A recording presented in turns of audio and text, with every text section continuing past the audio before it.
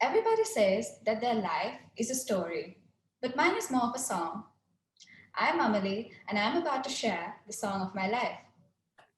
Toastmaster of the day and my fellow Galileans.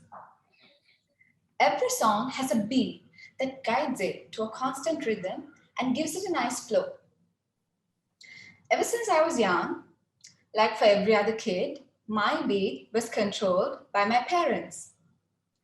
Even when I started going to school, it was such a scary experience that my mom had to wrestle me into the van every morning for quite a long time.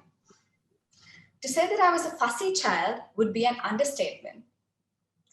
As I started to grow older, I started copying my brother's rhythm. Whatever he did, I wanted to do it as well.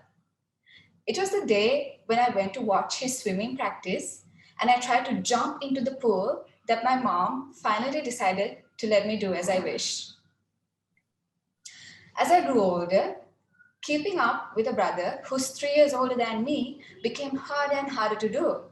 And that was when I finally settled at my own pace. Eventually, I got used to sticking to a schedule I made for myself. What's most memorable about any song is its melody, and mine was in tune to the sound of a shuttlecock hitting a racket. For 10 years, I played in my school, music college, and over those years, I managed to build myself a second family. We lost every game in the beginning. We came home after the first game of each tournament. But then came a bull that horned us right into it. To this day, I still remember her punishments.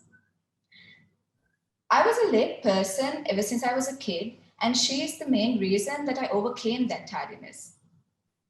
If we were even 1 minute late, it was 10 laps around the court. If it was something serious, then we had to put our bags on our heads and walk from the court to the gate in front of the entire school. The entire team had to take the brunt for one person's mistake, the literal embodiment of if I go down, you go down with me. With, but it worked in unimaginable ways on our teamwork. We shared everything from our clothes to our crushes. Even when we had to wake up at 4:30 in the morning for morning practices, it was still all right because we didn't have to do it alone. With her never faltering support, it was not long before we won our first ever championship. It came as a surprise all the same, but to this day, I don't remember a day I had been happier, with tears in my eyes, hair all sticky with snow spray, and heart content and full of unfiltered excitement. No song is complete without its lyrics. The lyrics give the song a meaning. Ever since I was young, whenever somebody asked me who I wanted to be when I grow up, I would always say a doctor. I'm still pursuing that dream. However, I wouldn't consider that the sole reason I'm living right now. I live for the unexpected surprises life throws my way.